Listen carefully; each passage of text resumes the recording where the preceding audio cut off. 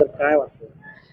आज मतदान केले, पण खूप खंत वाटली की माझ्या मिस्टरांना मिळालं असतं तिकीट तर मला फार आनंद झाला असता.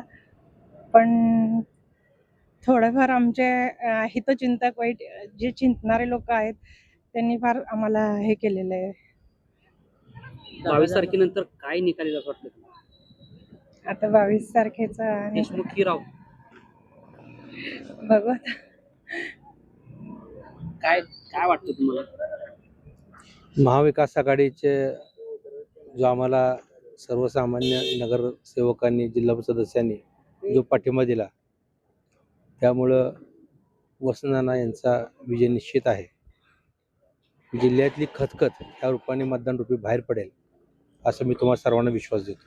जरांगे पाटील ज्यावेळेस या उपचुनावानिमित्त भेटण्यासाठी आले त्याच्यावेळेस काय काय गोष्टी अशा झाल्या की त्याच्यामुळं राव त्यांना फटका बसू शकतो असं काही ठिकाणी बोललं जातं. काय वाटतं? त्या प्रक्रियेत मी नव्हतो. महाविकास आघाडीचा एवढा धसका या सत्ताधाऱ्यांनी घेतला. 16 मतं पडणार नाहीत म्हणता म्हणता 200 मता लीडवर म्हणजे 200 मतं त्याने आम्हाला ग्राह्य धरली होती आणि विजयासाठी अजून आम्हाला 100-125 मतं लागणार आहेत. ते 100% मायबाप जनतेने आमच्या उमेदवाराला भरघोस मतदान केलेलं आहे. येत्या 22 तारखेला तुम्हाला चित्र स्पष्ट होईल.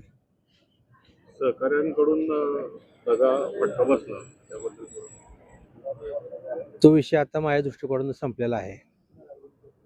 ज्या गोष्टीसाठी मी माझं आयुष्य माझ्या 3 पिढ्या काँग्रेससाठी झटल्या तिथं मला मोठा झटका बसलेला आहे आणि तो विषय माझ्यासाठी संपलेला आहे.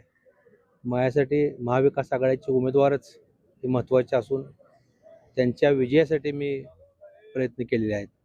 येत्या 22 तारखेला तुम्हाला सर्वांना दिसेल.